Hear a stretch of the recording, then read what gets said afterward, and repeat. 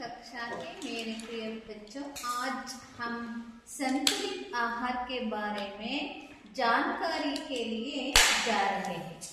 ಮಕ್ಕಳೇ, ನಾವಿವತ್ತು ಹಿಂದಿ 16ನೇ ಪಾಠ ಸಂತುಲಿತ ಆಹಾರ ಅನ್ನುವಂಥ ಪಾಠವನ್ನು ಕಲಿತ್ಕೊಳ್ಳೋದಕ್ಕೆ ಹೋಗ್ತಾ ಇದ್ದೇವೆ. ಈ ಒಂದು ಪಾಠದ ಉದ್ದೇಶವನ್ನು ಹಿಂದಿನಲ್ಲಿ ಮೊದಲು ಹೇಳ್ತೀನಿ, ಆಮೇಲೆ ಅದನ್ನು ಕನ್ನಡದಲ್ಲಿ ಹೇಳ್ತೇನೆ. ಆಹಾರ के विषय में मनमानी करना उचित नहीं है. ಆಹಾರದ ವಿಷಯವಾಗಿ ನಾವು ಮನಸ್ಸಿಗೆ ಬಂದಂತೆ ಮಾಡುವುದು ಸರಿಯಲ್ಲ. जो बीमारियों को निमंत्रण देता है, ನಾವೇನಾದರೂ ಆ ಥರ ಮಾಡಿದ್ರೆ ಏನು ಬೀಮಾರಿ ಅಂತಂದ್ರೆ ಏನು, ಕಾಯಿಲೆಗಳು ರೋಗಗಳು ನಮಗೆ ಬಂದು ಮುತ್ಕೊಳ್ತವೆ.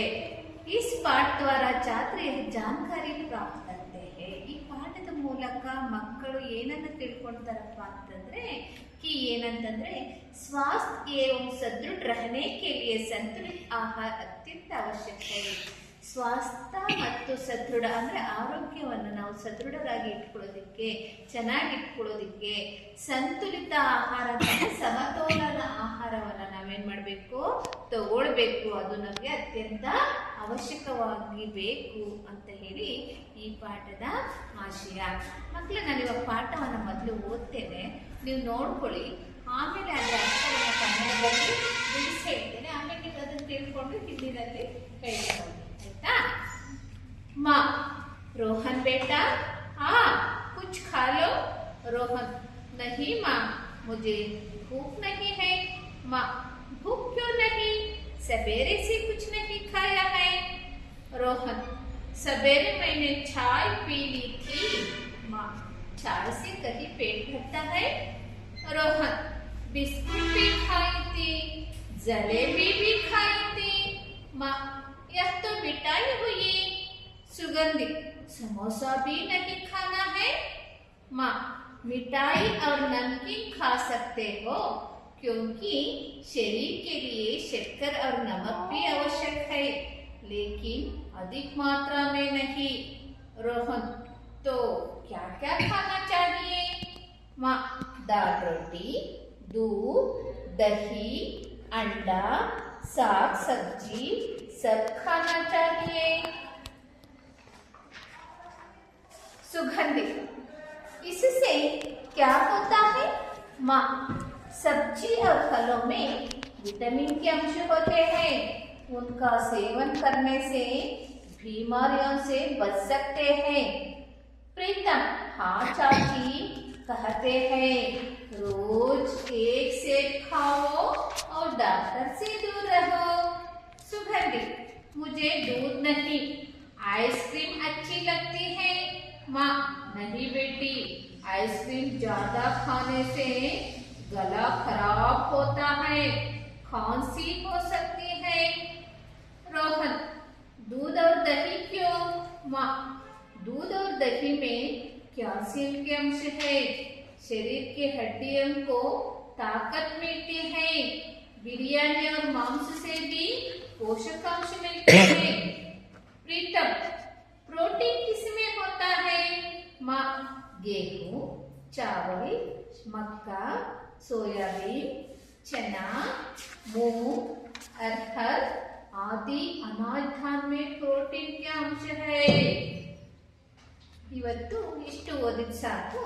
ಈಗ ಇದರ ಅರ್ಥವನ್ನು ಹೇಳ್ತೇನೆ ಕನ್ನಡದಲ್ಲಿ, ಆಮೇಲೆ ನೀವೆಲ್ಲರೂ ಕೂಡ ಆ ಅರ್ಥ, ಕೆಲವೊಂದು ಪದಗಳ ಅರ್ಥವನ್ನ ತಿಳ್ಕೊಂಡು ಪಾಠವನ್ನು ಓದಬೇಕು, ಆಯ್ತಾ ಮಕ್ಕಳ? ಮಾ, ರೋಹನ್ ಬೇಟಾ ಕುಚ್ ಖಾಲೋ. ತಾಯಿ ಹೇಳ್ತಾ ಇದ್ದಾಳೆ, ಯಾರಿಗೆ ಹೇಳ್ತಾ ಇದ್ದಾಳೆ ಅಂತಂದ್ರೆ ರೋಹನ್ಗೆ. ರೋಹನ್ ಬೇಟಾ, ರೋಹನ್ ಮಗನೇ, ಬಾ, ಕುಚ್ ಖಾಲೋ, ಏನಾದ್ರೂ ಸ್ವಲ್ಪ ತಿನ್ನು ಅಂತ ಹೇಳಿ ತಾಯಿ ಹೇಳ್ತಾಳೆ. ಅದಕ್ಕೆ ರೋಹನ್, ನಹಿ ಮಾ, ಇಲ್ಲ ಅಮ್ಮ, ಮುಜೆ ಭೂಕ್ ನಹಿ ಹೈ, ನನ್ಗೆ ಹೊಟ್ಟೆ ಹಸಿವಿಲ್ಲ. ಅದಕ್ಕೆ ತಾಯಿ ಹೇಳ್ತಾಳೆ, ಭೂಕ್ ಕ್ಯೂ ನಹಿ, ಯಾಕೆ ಹೊಟ್ಟೆ ಹಸಿಲ್ಲ? ಸಬೇರೆ ಸೆ ಕುಚ್ ನಹಿ ಖಾಯಾ ಹೈ, ಬೆಳಗ್ಗೆಯಿಂದ ಏನೂ ಕೂಡ ತಿಂದಿಲ್ಲ. ಅದಕ್ಕೆ ರೋಹನ್ ಹೇಳ್ತಾರೆ, ಸಬೇರೆ ಮೈನೆ ಚಾಯ್ ಪೀಲಿ ಥಿ, ನಾನು ಬೆಳಗ್ಗೆ ಎದ್ದು ಟೀ ಕುಡಿದಿದ್ದೆ. ಮಾ, ಚಾಯ್ ಸೆ ಕಹಿ ಪೇಟ್ ಬರ್ತಾ ಹೈ, ಚಾಯ್ ಟೀ ಕುಡಿದಿದ್ರೆ ನೀನ್ ಏನಾದ್ರು ಹೊಟ್ಟೆ ತುಂಬಿರ್ತೇನಪ್ಪ ಅಂತ ತಾಯಿ ಕೇಳಿದಾಗ ರೋಹನ್ ಹೇಳ್ತಾನೆ ಬಿಸ್ಕುಟ್ ಟೀ ಖಾಯಿತಿ, ಜೊತೆನಲ್ಲಿ ಟೀ ಕುಡ್ದಿದ್ನಲ್ಲ, ಅದ್ರ ಜೊತೆಗೆ ಏನ್ ತಿಂದಿದ್ದೆ, ಬಿಸ್ಕತ್ ಅನ್ನು ಕೂಡ ತಿಂದಿದ್ದೆ ನಾನು. ಜಲೇಬಿ ಬಿ ಖಾಯ್ತಿ, ಜೊತೆನಲ್ಲಿ ಜಿಲೇಬಿ ಕೂಡ ತಿಂದಿದ್ದೆ ನಾನು ಅಂತ ಹೇಳಿ ರೋಹನ್ ಹೇಳ್ತಾನೆ. ಅದಕ್ಕೆ ತಾಯಿ ಎಷ್ಟು ಮಿಠಾಯಿ ಬಿಡಿ, ಅದು ಹೊಟ್ಟೆ ತುಂಬಿಟ್ಟ, ಅದು ಮಿಠಾಯಿ ಅಪ್ಪ, ಅದು ತಿನ್ಬಿಟ್ರೆ ಹೊಟ್ಟೆ ತುಂಬಿಡುತ್ತಾ ಅಂತ ತಾಯಿ ಹೇಳಿದಾಗ ಸುಗಂಧಿ ಹೇಳ್ತಾಳೆ ಸಮೋಸ ಬಿ ನಹಿ ಖಾನಾ ಹೈ, ಸಮೋಸನ ನಾವು ತಿನ್ಬಾರ್ದ. ಅದಕ್ಕೆ ತಾಯಿ ಹೇಳ್ತಾಳೆ मिठाई और नमकीन खा सकते हो क्योंकि शरीर के लिए शक्कर और नमक भी आवश्यक है.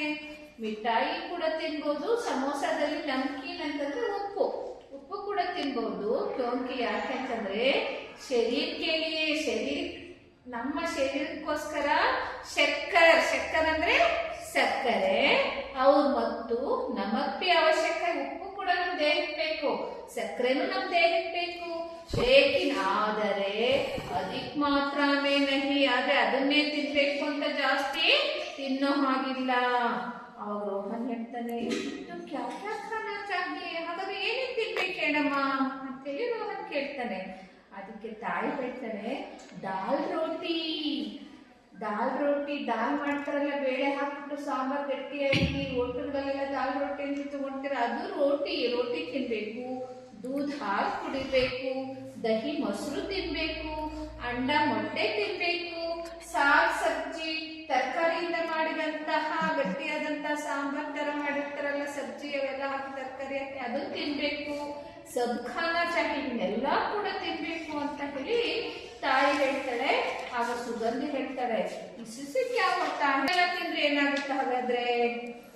ಅದಕ್ಕೆ ತಾಯಿ ಹೇಳ್ತಾಳೆ सब्जी और फलों में विटामिन के अंश होते हैं. ತರಕಾರಿ ಮತ್ತೆ ಹಣ್ಣುಗಳಲ್ಲಿ ವಿಟಮಿನ್ ಅಂಶ ಜಾಸ್ತಿ ಇರುತ್ತೆ. ಉನ್ಕಾ ಸೇವನ್ ಕರ್ನೆ ಸೆ, ಅವುಗಳನ್ನ ನಾವು ಜಾಸ್ತಿ ತಿಂದ್ರೆ ಬಿಮಾರಿಯೋ ಸೆ ಬಚ್ ಸಕ್ತೆ ಹೇ, ನಮ್ಗೆ ಬರುವಂತಹ ಕಾಯಿಲೆಗಳು ಬರೋದಿಲ್ಲ. ಯಾಕೆ ಅಂತಂದ್ರೆ ನಮ್ಮ ಶರೀರ ದಷ್ಟಪುಷ್ಟವಾಗಿರುತ್ತೆ, ಆರೋಗ್ಯವಾಗಿರುತ್ತೆ. ಆಗ ಯಾವುದೇ ಕಾಯಿಲೆಗಳು ನಮ್ಗೆ ಬರೋದಿಲ್ಲ, ಯಾವುದೇ ವೈರಸ್ಗಳು ಅಟ್ಯಾಕ್ ಮಾಡೋದಿಲ್ಲ, ಕಾಯಿಲೆಗಳು ಬರುವಂತವು. ಅರ್ಥ ಆಯ್ತಾ? ಆಮೇಲೆ ಅದಕ್ಕೆ ಪ್ರೀತನ್ ಹೇಳ್ತಾನೆ ಹಾ ಚಾಚಿ ಕಹತೆ ಹೇ, ಹೌದು ಚಾಚಿ ಕಹತೆ, ಚಿಕ್ಕಮ್ಮ ಹೇಳ್ತಾ ಇದ್ಲು ರೋಜ್ ಸೇಬ್ ಖಾವೋ, ಚಿಕ್ಕಮ್ಮ ಹೇಳ್ತಾ ಇದ್ಲು ನನಗೆ ದಿನ ಒಂದು ಸೇಬ್ ತಿನ್ನು. ಅವ್ರು ಡಾಕ್ಟರ್ ಡಾಕ್ಟರ್ ಹತ್ರ ಹೋಗೋ ಅವಶ್ಯಕತೆ ಏನು ಅಂತ ಒಂದೊಂದು ದಿನ ಒಂದೊಂದು ಸೇಬನ್ನ ತಿಂದ್ರೆ. ಆದ್ರೆ ಈಗಿನ ಕಾಲದಲ್ಲಿ ಸೇಬ್ ಜಾಸ್ತಿ, ಹಾಗಾಗಿ ನಿಮ್ಮ ಹಿತ್ತಲಿನಲ್ಲೇ ಹಾಕಿರುವಂತಹ ಒಂದೊಂದು ಸೀಬೆಕಾಯಿಯನ್ನು ತಿನ್ನಿ. ಅದು ಕೂಡ ಎಷ್ಟು ಸೇಬಿನಲ್ಲಿ ಅಂಶ, ಪ್ರೋಟೀನ್ ಅಂಶ ಇರುತ್ತೋ ಅಷ್ಟು ಕೂಡ ಯಾವ್ದ್ರಲ್ಲಿ ಇರುತ್ತೆ, ಸೀಬೆ ಹಣ್ಣಲ್ಲಿ ಇರುತ್ತೆ. ಸೀಬೆ ಹಣ್ಣನ್ನ ತಿನ್ಬೇಕು.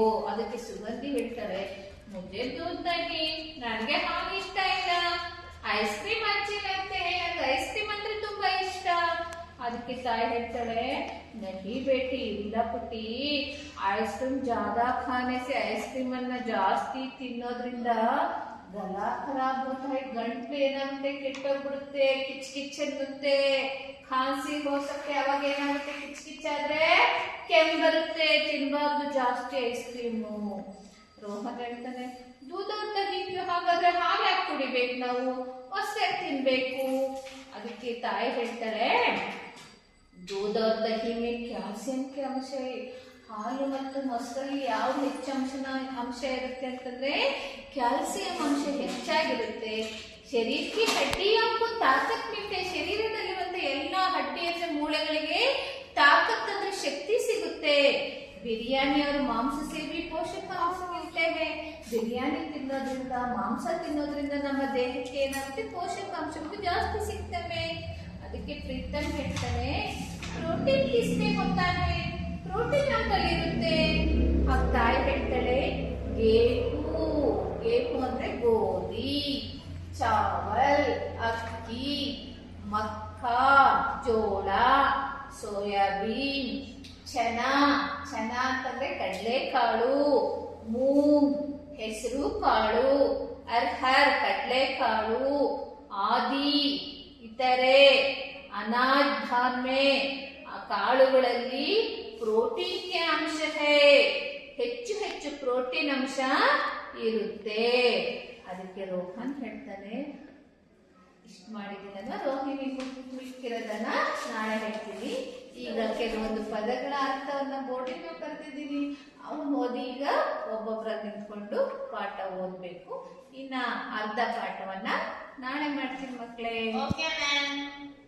ಈ ವಿಡಿಯೋ ಮಕ್ಕಳೇ, ಈ ಪಾಠನ ನಾನು ಯೂಟ್ಯೂಬ್ನಲ್ಲಿ ಹಾಕಿದ್ದೇನೆ. ನಿಮ್ಗೆ ಅರ್ಥ ಆಗಲಿಲ್ಲ ಅಂತಂದ್ರೆ ಮನೆಗೆ ಹೋಗಿ ಓದ್ಕೋಬೇಕಾದ್ರೆ ಇನ್ನೊಂದ್ಸಲಿ ನೋಡಿಕೊಂಡು ಅರ್ಥ ಮಾಡ್ಕೊಳ್ಳಿ. ಹಾಗೂ ಅರ್ಥ ಆಗಲಿಲ್ಲ ಅಂದ್ರೆ ಮತ್ತೆ ನಾಳೆ ಬಂದು ನಾನು ಕೇಳಿ ನಾನು ಹೇಳ್ತೀನಿ. ಓಕೆನಾ? ವಿಡಿಯೋ ಇಷ್ಟ ಆಗ್ತದೆ.